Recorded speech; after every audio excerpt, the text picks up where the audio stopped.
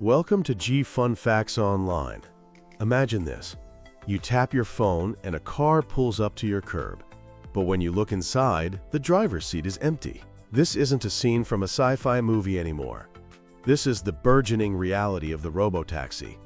And it's already on the streets of cities from San Francisco to Phoenix to Beijing. Today, we're going under the hood of this autonomous revolution to understand how these cars see, think, and drive, and how they're about to completely redefine the streets of our cities. So, what makes a car drive itself? It's a symphony of incredibly advanced technology. Let's start with the senses. Just like we use our eyes and ears, a robotaxi uses a suite of sensors to build a 360-degree picture of the world. The most famous of these is LiDAR, which stands for Light Detection and Ranging. Think of it like a bat's echolocation, but with lasers. The car sends out millions of laser pulses per second and measures how long they take to bounce back. This creates an incredibly detailed 3D map of everything around it. Other cars, pedestrians, cyclists, even the curb. It can see the exact shape and distance of objects with stunning accuracy. But LiDAR isn't perfect. Its performance can suffer in heavy rain or snow. That's where radar comes in. Radar uses radio waves, which are fantastic at cutting through bad weather. It's especially good at measuring the speed and direction of other vehicles, which is crucial for things like adaptive cruise control and avoiding collisions on the highway. Then you have the cameras, the eyes of the robotaxi. High-resolution cameras provide the rich visual detail that LiDAR and radar can miss. They are essential for reading traffic signs, seeing the color of traffic lights, and identifying lane markings on the road. And for close-quarters maneuvering, like parking, the car uses ultrasonic sensors. These are the same sensors in many modern cars that beep when you get too close to an obstacle. Now, having all these senses is useless if you can't understand the information. That's where sensor fusion comes in. The car's central computer combines the data from LiDAR, radar, and cameras into a single, super detailed, and redundant model of the world. If the camera thinks it sees a pedestrian, LiDAR and radar confirm its exact location and speed. This overlap is a critical safety feature. This fused data is then fed into the AI brain. This brain is powered by neural networks, a type of artificial intelligence trained on literally millions of miles of driving data. This AI doesn't just see a shape. It perceives and classifies it. It knows the difference between a pedestrian, a cyclist, and a plastic bag blowing across the road. More than that, it tries to predict what those objects will do next. Is that person about to step off the curb? Is that car going to change lanes? Based on this perception and prediction, the AI plans the safest and most efficient path forward, making thousands of calculations every single second to navigate traffic, obey laws, and avoid obstacles. But there's one more piece to this puzzle: knowing exactly where you are. Your phone's GPS is good, but it's not good enough for a robotaxi. These cars rely on high-definition, or HD, maps. These aren't like Google Maps. These are painstakingly created 3D maps that include every lane marking, every traffic sign, the height of every curb, and every tree. They are accurate down to the centimeter. The robotaxi constantly compares what its sensors are seeing in the real world to this HD map. This process, called localization, allows it to know its precise position on the road at all times, which is fundamental to safe navigation. Okay, so the tech is amazing. But what does it actually mean for us and our cities? The impact is going to be massive, creating huge opportunities and some profound challenges. Let's start with jobs. This is one of the most debated topics. Robotaxis can operate 24/7 without a driver. This will inevitably reduce the demand for taxi drivers, ride-hailing drivers, and other professional chauffeurs. One study from George Washington University projected that robotaxis could slash frontline driving jobs by anywhere from 57 to 76%. In cities where these services are already running, Some taxi drivers have reported a significant drop in their income. However, the revolution will also create new jobs. We'll need people to manage and maintain the fleets, remote operators to monitor the vehicles and help them out of tricky situations, and specialized technicians to service the complex sensors and computers. The big question is whether enough of these new, higher-skilled jobs will be created to offset the ones that are lost. Now let's think about our cities themselves. The biggest change could be parking. The average car is parked 95% of the time, taking up an enormous amount of valuable urban land. A robotaxi, after dropping you off, doesn't need to park downtown. It can either drive to a remote, centralized depot or immediately head off to pick up its next passenger. Imagine what our cities could do with all that freed up space from parking lots and garages.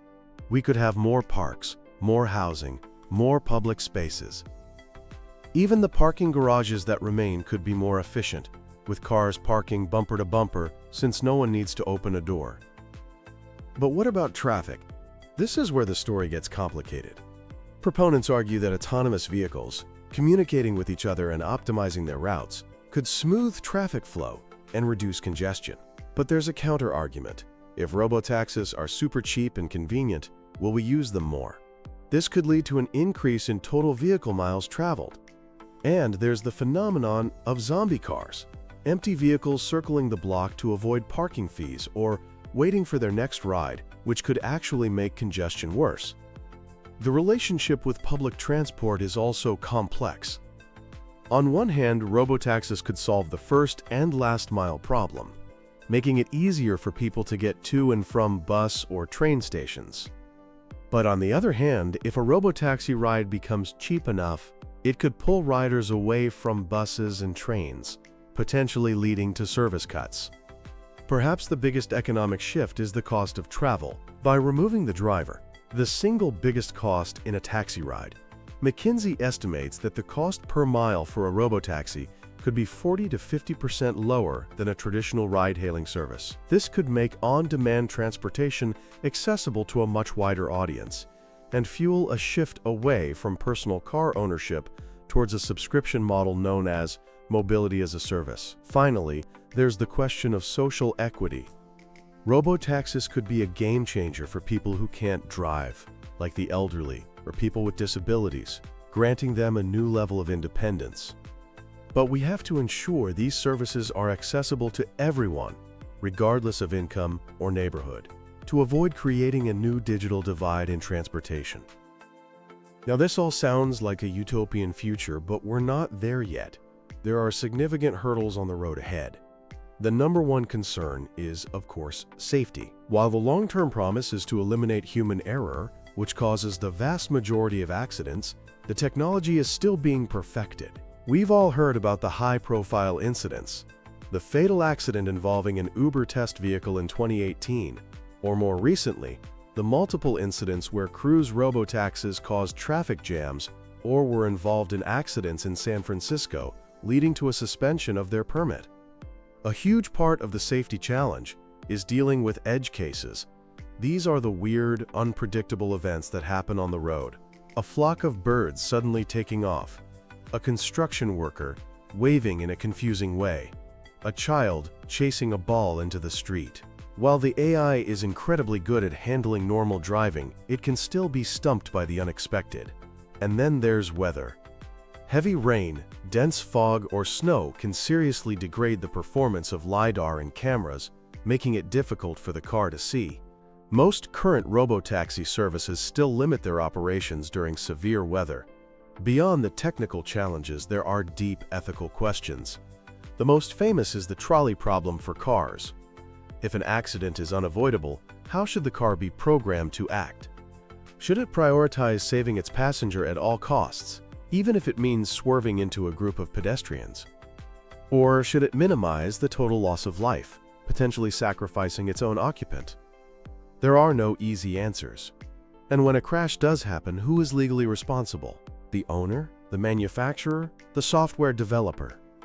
The legal and regulatory frameworks are still scrambling to catch up to the technology. Then there's cybersecurity. As our cars become computers on wheels, they also become targets for hackers. The idea of a malicious actor taking control of an entire fleet of autonomous vehicles is terrifying. Securing these systems from cyber attacks is one of the most critical challenges the industry faces. And finally, there's the court of public opinion. Ultimately, the success of Robotaxis depends on whether we, the public, trust them. Every accident, every video of a robotaxi stuck at an intersection erodes that trust. Companies need to be transparent with their safety data and do a better job of educating the public to win over our skepticism. So what's it actually like to ride in one? People who've done it often describe the experience as both futuristic and surprisingly normal. You summon the car with an app, it pulls up, and you get in. Inside, a screen might show you what the car is seeing, a digital recreation of the world around you, which is meant to build trust. The ride itself is often described as smooth, but extremely cautious. The car obeys the speed limit perfectly and stops fully at every stop sign. The robotaxi revolution is clearly still in its infancy, but the pace of change is incredible. In the next decade, we will likely see these services expand to many more cities. We'll see purpose-built vehicles that look nothing like today's cars, more like mobile living rooms or offices, with no steering wheel or pedals at all. These cars will become integrated into the fabric of smart cities, communicating with traffic lights and public transit systems to create a seamless, intelligent transportation network. The road to this fully autonomous future will have plenty of bumps. There will be technological setbacks, regulatory battles, and fierce public debates. But the potential benefits, safer roads, cleaner air, more accessible mobility, and cities designed for people instead of cars, are simply too significant to ignore.